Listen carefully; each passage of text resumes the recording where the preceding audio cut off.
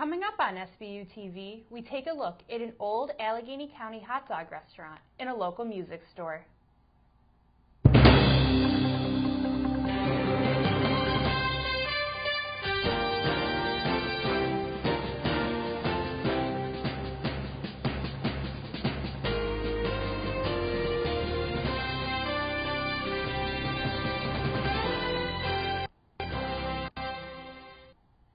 Hello and welcome to SBU TV.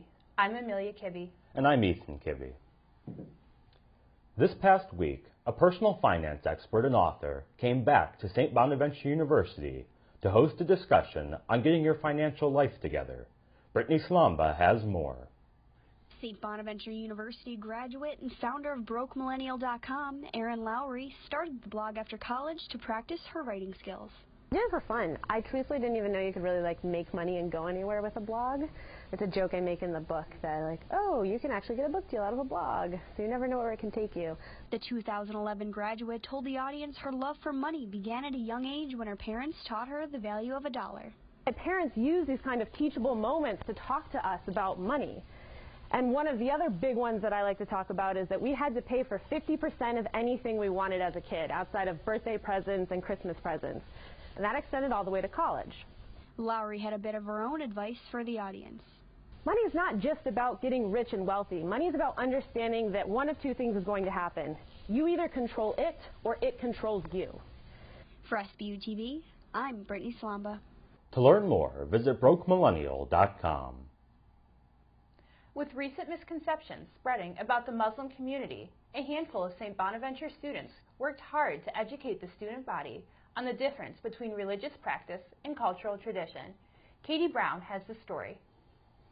Last week, the Muslim student and allies at St. Bonaventure University held the event Wear a Hijab Day.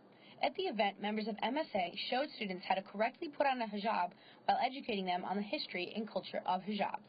We had a lot of information to share, and it was really nice that a lot of people came because we were able to change a lot of perspectives and even correct some that were objectively false. Nonetheless, I still think it's a really beautiful cultural tradition because it doesn't actually originate from the religion. And each culture has their different styles and different traditions around veiling. Amina explained why MSA held the event and how important it was for the community. Wearing a hijab isn't something that a lot of ladies on campus have experienced before, and we wanted to give them that opportunity because in experiencing other cultures, you gain more of a respect and understanding of that, and that was the goal, and I think we were successful in that. The event was so popular that within 2 hours, all the hijabs that Amina had purchased had been given away. So many people were interested and really upset when we ran out so quickly, and we actually at one point had people coming up asking if we had more. It showed interest, and it showed that this is the first opportunity that those people have had to ask those questions and to get those answers. So, for SBU TV, I'm Catie Brown. To get involved, follow MSA on Facebook or visit a meeting rotating bi-weekly every Monday and Thursday. For 95 years, an Alleghany County restaurant has specialized in serving hot dogs covered in mustard, meat sauce, and onions, and an obligatory sprinkle of salt. I wanted an excuse to go out for lunch, so I checked it out. Since 1921, the Regas and Raptis families have owned the Texas Hop, serving home-cooked meals to the people of Wellsville. Over time, families have passed on the tradition of going to Texas Hop for a meal, and the restaurant itself has been handed down through the generations. But one thing has remained the same: the signature dish, the Texas Hop. Jim Raptis inherited the restaurant from his father before passing it on to his son, Mike. He says seeing generations of families come through the doors is a great experience. From one point of view, it makes me feel older, but I see customers come in who are 50 and 60 years old and 30 and 40, whatever, and I certainly enjoy seeing them coming in and then them bringing in their children and grandchildren. But how has the restaurant stayed in business so long? And what keeps customers like Susan Cook and Larry Walsh coming back decade after decade? They're very friendly and always treated my parents and me right. Oh, the coffee is fantastic. If you like jet fuel. Walsh says the Texas hot hasn't changed with the times, which Mike Raptis says is intentional. If you were to go modern, it loses its flavor. It's just like not putting butter on the hamburger bun or salt on the hot dog. But does the old-fashioned setting still appeal to younger people? Just ask Brant Johnson, who says he had one priority after working in Ohio for 2 weeks. The first thing I did when I got back was me and my girlfriend, my daughter, we went to the Texas hot. So that was the first thing in my mind. For SBU TV, I'm Ethan Kibbe. Guess how many hot dogs they sell on an average day? Well, it looked pretty busy, so I'm going to say like 600? Try doubling that. They said 1,200, 1,300 average days, so that's like 500,000 in a year. All that, and you couldn't bring us back any? Listen, that's fewer for me if I bring them back for you. A local music store is introducing new ways to attract business. Natalie has more. All a music lover might need is featured right inside these doors. It goes by Beat City Music on West Main Street in Alleghany. The store offers everything from guitars to drums to ukuleles, the biggest hit. After opening 8 months ago, business is slow but steady, and it hasn't always been easy. There's not a lot of people in this area, so just the amount of musicians is very low, but we're trying to overcome that. We're trying to also get online. In a world where arts and music programs are getting cut left and right, it's important to keep music stores like this one open for business. Lessons are now offered for musicians to brush up on their skills. It's so nice to have a connection in music with other people. If you meet a singer, if you meet another guitarist, you instantly click. The co-owner even broke out his own talents to show.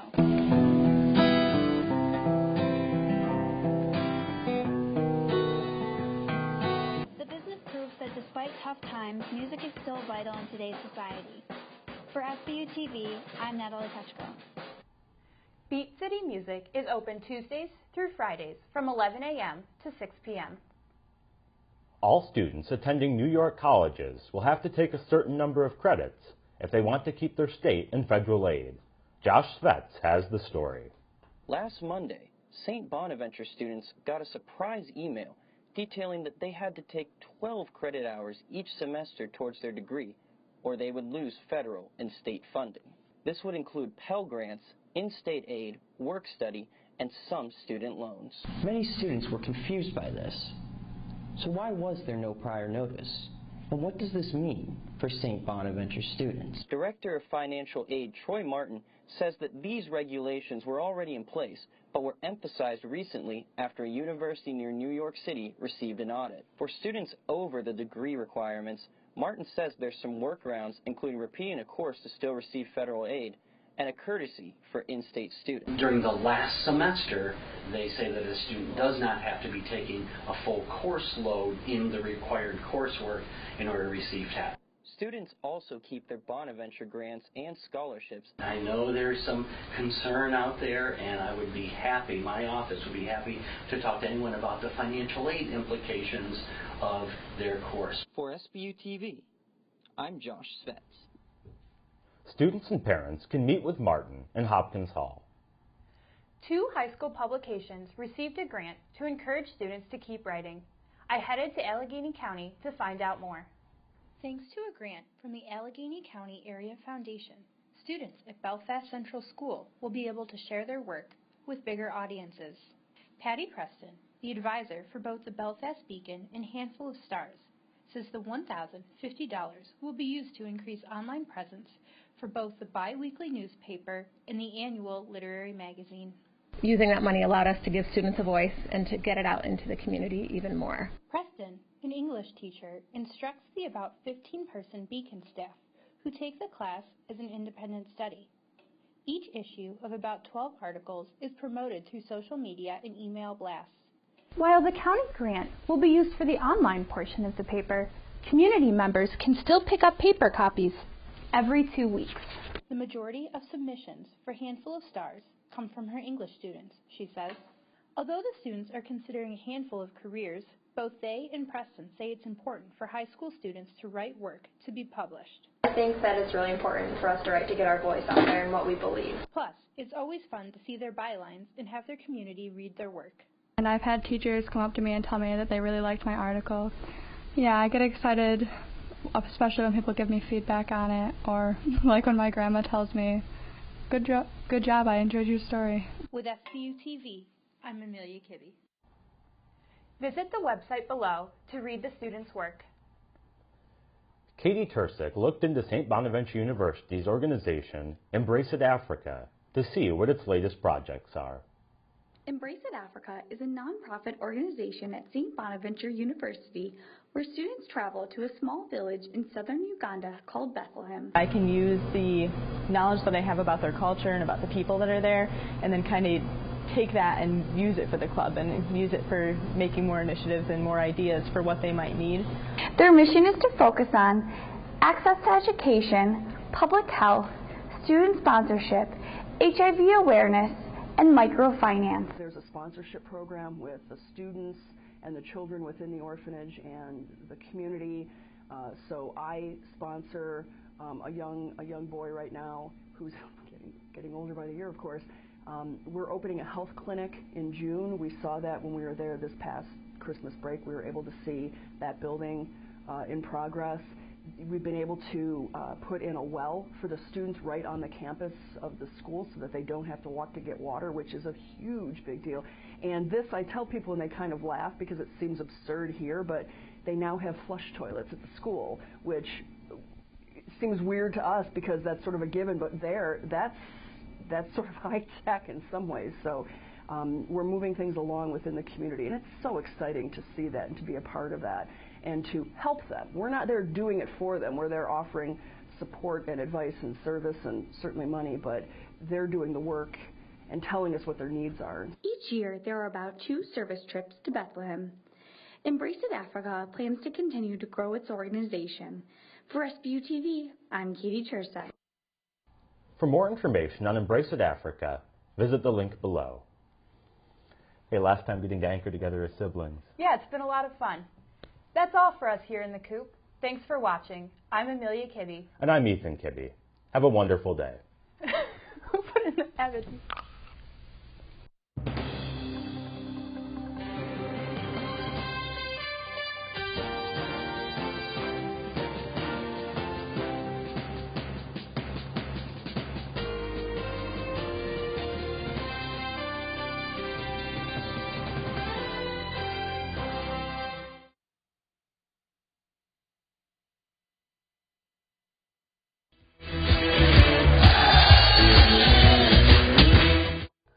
Welcome to the Wolfpack Report. I'm Brittany Slomba. And I'm Joe Ceraulo. Today's interviews feature the athletic academic coordinator here at Bonas and members of the women's ice hockey team as well as the men's track team.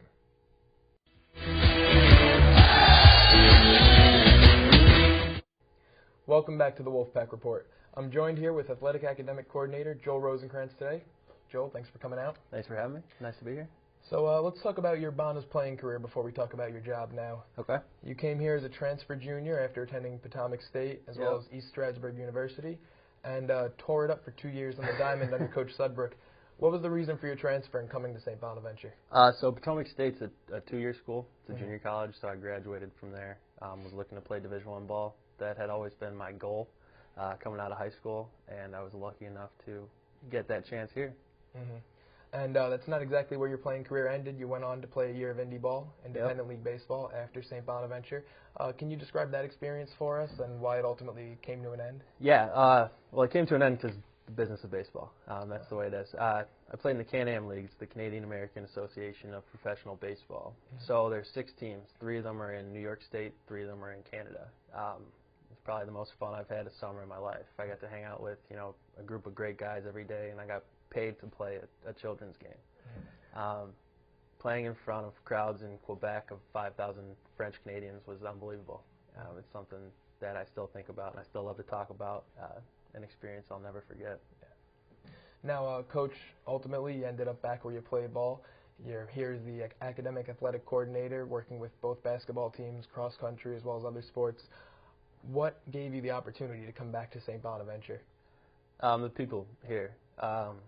So after I played here. I went to graduate school here. I got my degree in school counseling. And while I was doing my degree, I interned in the athletic department for Dr. Heather McDivitt. And she's kind of been my mentor throughout this whole process. She's done so much for me, and I'll never be able to repay her. But while I interned for her, I did a similar job to what I'm doing now. And this year, they instated a full-time position, mainly for men's and women's basketball. So I was lucky enough to apply and get that position offered to me. Nice. Now, if people are wondering why I keep referring to you as coach, it's because this year you actually took up the task of coaching our brand new club baseball team. Yeah. What made you decide to do that? Well, I've been away from the game for a year or two since I stopped playing indie ball, and I kind of figured who better on campus to lead a club team than me. Yeah. I have experience in club sports, so when I was in graduate school, I played club basketball, and I know that if they're not run properly, they can be a little bit hectic, and I felt like, with my background, I'd be a perfect fit. Plus, I'm relatively young. I can still relate to the players on the team, so I think it's been a good fit so far. And we just had our first series, unfortunately, ended in a sweep against Niagara. Yeah. But it was a good experience for everyone. You got to see, I believe we have 28 guys on the roster. You got to see who fits where and what going forward we have. So what are you looking for in our next 3 series this season? Mainly, I just want to get guys out there playing. I want to get playing time, Joe's a pitcher. He did well this first weekend. But pretty much, just have fun playing the game. I'm not going to be overly serious with anything. We're still young. It's still a game. Just want everyone to have fun. Well, Coach, thanks so much for coming out today. I appreciate it. Thanks for having me. Make sure to stay tuned. We'll be right back with Brittany and the captain of the women's ice hockey team.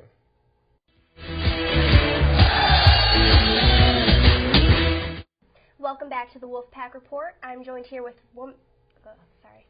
Welcome back to the Wolfpack Report. I'm joined here with the women's ice hockey team captain, Abby Marheska. Hi, Abby. Thanks for joining us today. Thanks for having me. So tell me a little bit about yourself. Well, I'm from Buffalo, New York.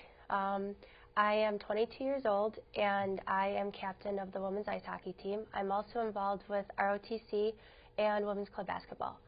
How do you manage all of that? Finding time is a little tricky, but I try to get to bed as early as I can, and I wake up as early as I can.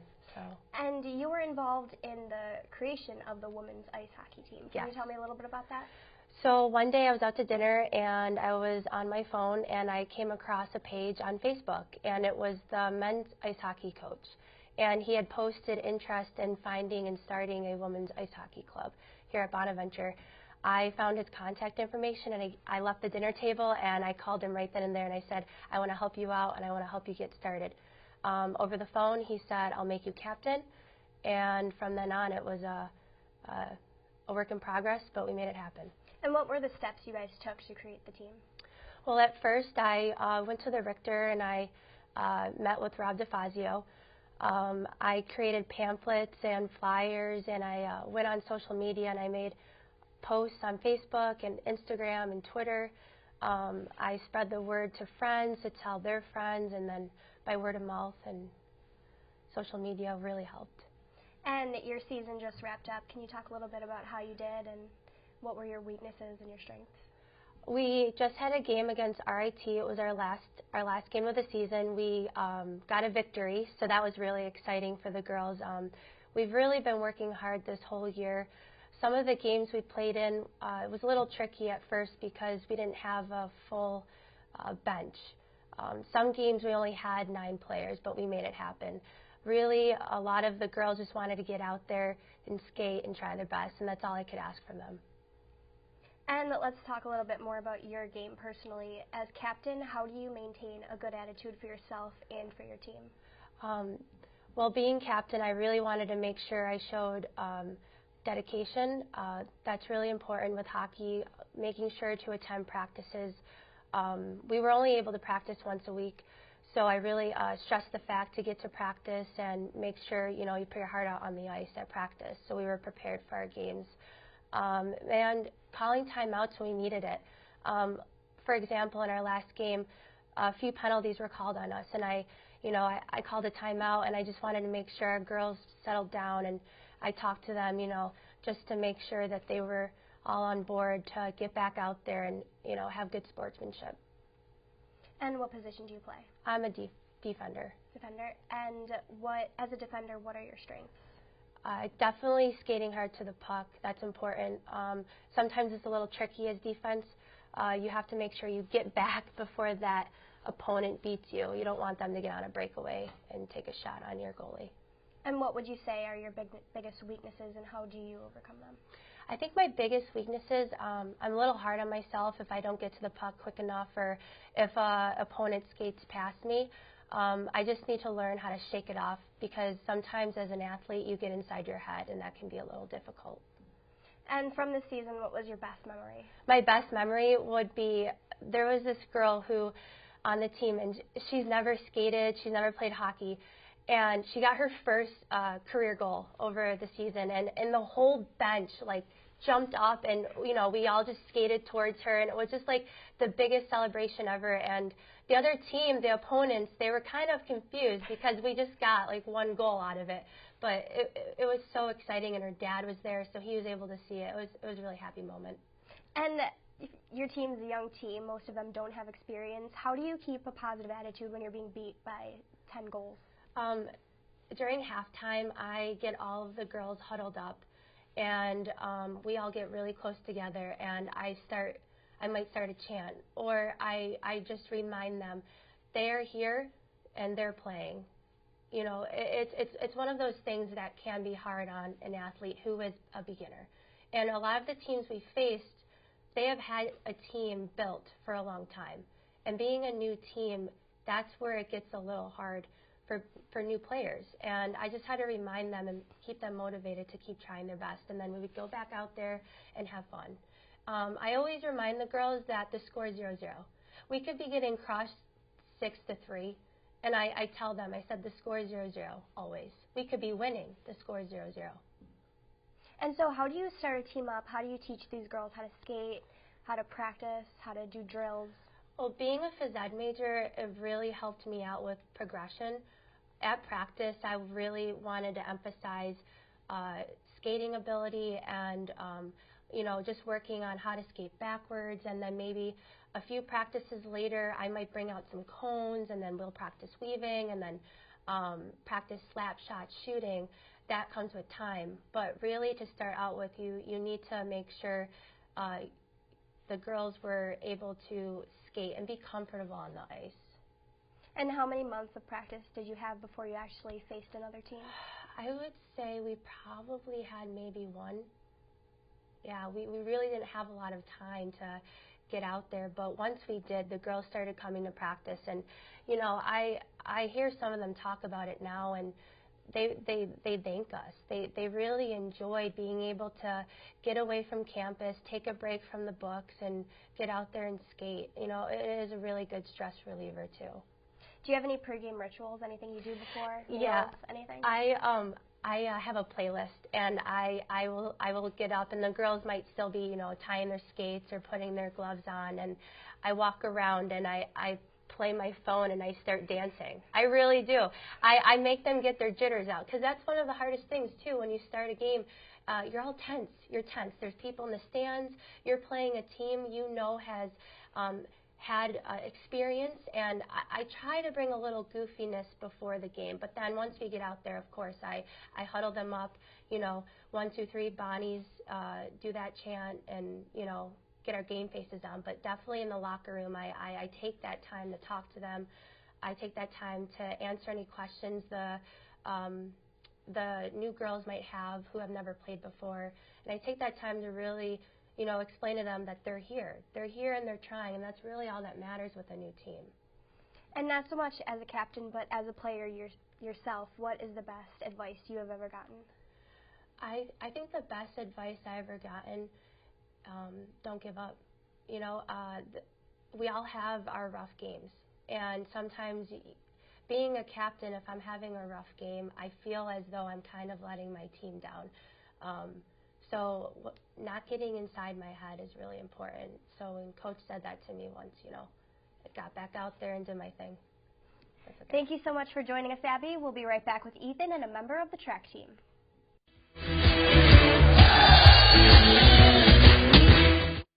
Thanks for staying tuned to the Wolfpack Report. I'm Ethan Kibbe, and I'm joined today by Christian Gravis, a member of the men's cross country and track and field teams. Christian, pleasure to have you here. Thanks for having me, Ethan. So talk to me about the journey that led you to Bonaventure, because Saturday you're going to be competing in your first track meet. And it's not just your first track meet as a college athlete, it's your first ever track meet. That's right.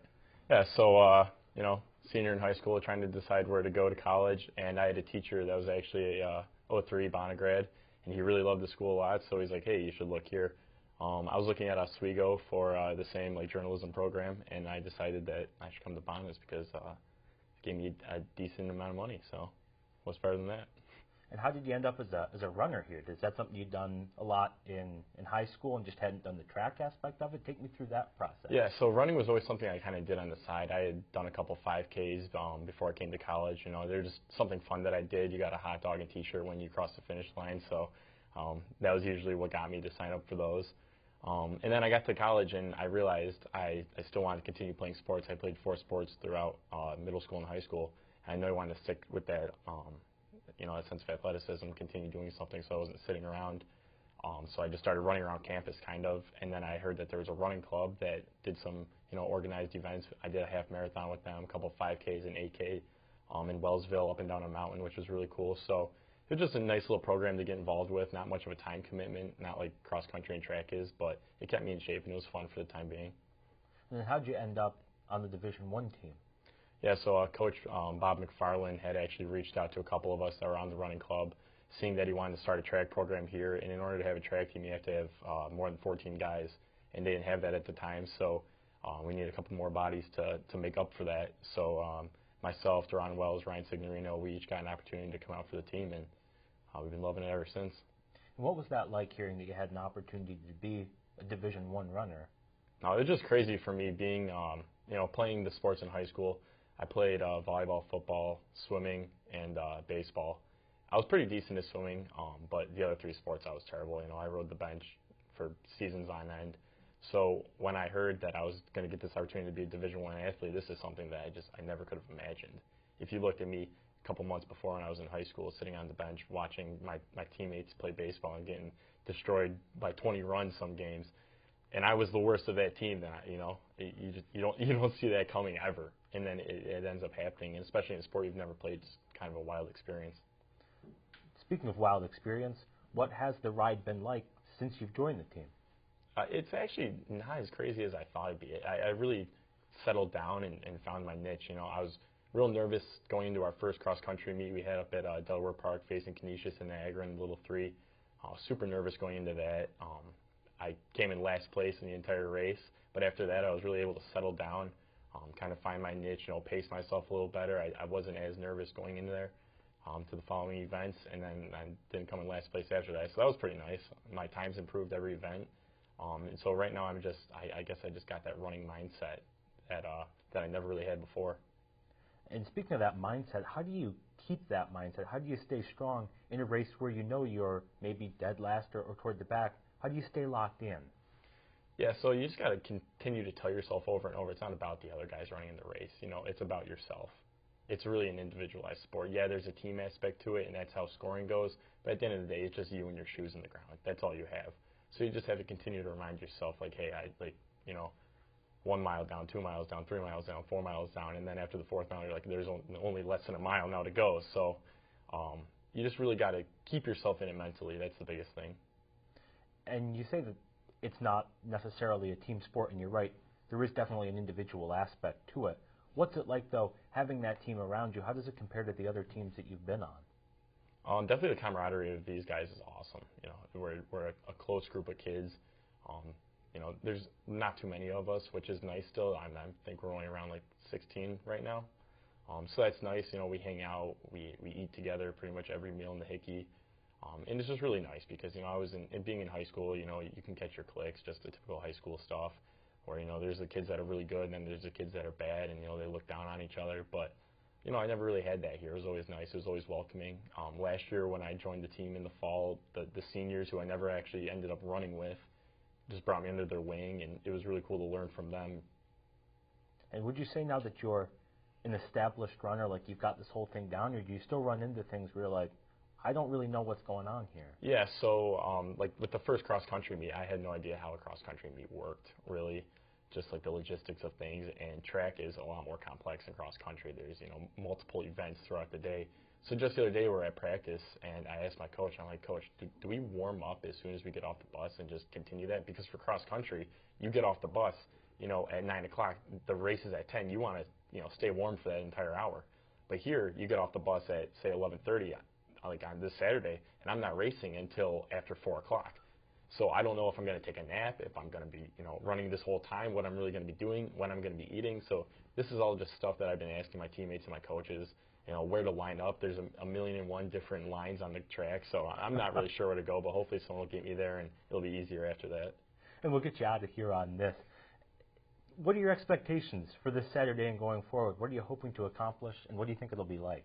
You know, so the first cross-country meet of the year up at Delaware Park, like I said, wasn't a good one for me. It was only a 5K. I ran that a little over 21 minutes, but then by our last cross-country meet, my 3-mile time, which 5K is 3.1 miles, so I took my 3-mile time from the last race and compared it. I was actually at 18:36, which is a pretty big jump, so I'm hoping to go from there. I'm looking low 18s. That'd be really nice. So that's what I'm shooting for, and hopefully I could just go from there and continue on and have a successful season. Christian, thank you so much. Thank you very much, Ethan. Appreciate it. That's all for today's edition of the Wolfpack Report. Make sure to tune in next week for more on the Bonaventure Sports World.